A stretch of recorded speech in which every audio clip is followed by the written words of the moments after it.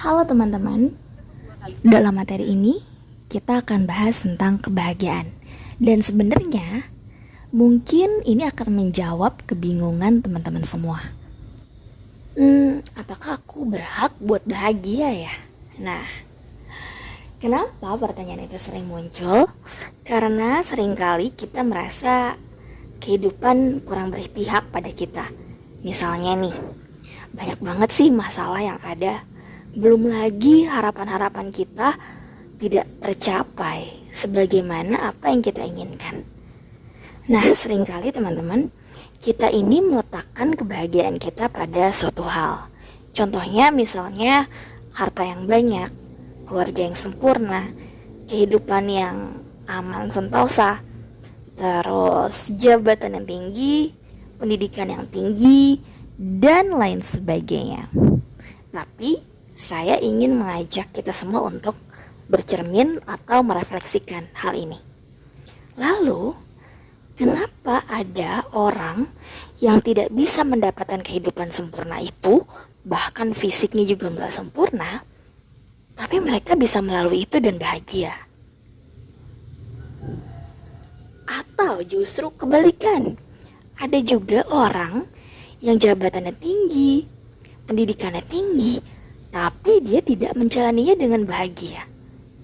Apa sih yang terjadi? Mari pikirkan. Tidak ada yang salah ketika kita meletakkan kebahagiaan pada suatu aspek atau pada suatu hal. Tapi bagaimana nih jika hal tersebut memang tidak benar-benar ada? Nah, bahagia itu sebenarnya luas. Bahkan bahagia bisa kita create, bisa kita ciptakan. Atau kalau dalam agama, ya kebahagiaan yang sesungguhnya adalah setelah kita berpulang. Tapi apapun konotasinya, sebetulnya kalau kita punya cara pandang yang baik, kita pasti akan menuju kebahagiaan yang sesungguhnya. Nah, salah satu yang diperkuat adalah resiliensi. Resiliensi itu akan berkaitan dengan yang namanya kebahagiaan. Karena kalau orang yang memiliki resiliensi atau ketahanan yang baik, walaupun dia sedih, dia marah, tapi dia bisa punya imun.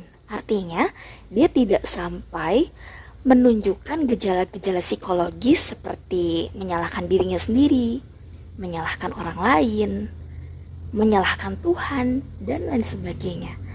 Ibarat kita sakit, kalau kita punya imun yang kuat, maka penyakit itu tidak akan bertahan lama, bukan? Nah, itu dia kalau kita punya resiliensi yang bagus.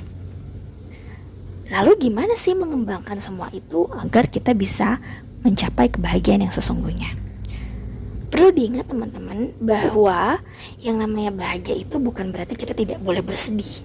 Ada kok kalanya kita perlu mengakui ketidakbahagiaan kita. Kita perlu mengakui di mana kita nggak ngerasa oke.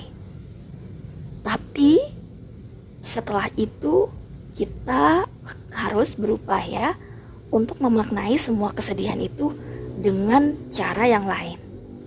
Nah, ini akan bisa dilakukan kalau satu, kita mengakui dan memvalidasi emosi-emosi kita.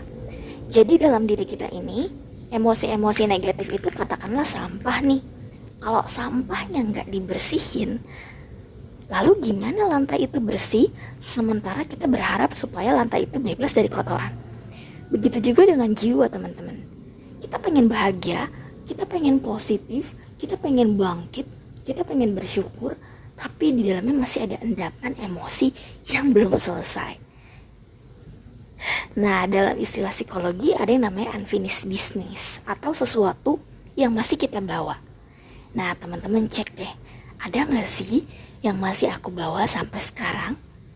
Maka itu, ungkapkan dulu, akui dulu dan berikan waktu untuk kamu bisa merilis semua emosi-emosi negatif yang ada di dalam diri kamu dengan cara yang tepat.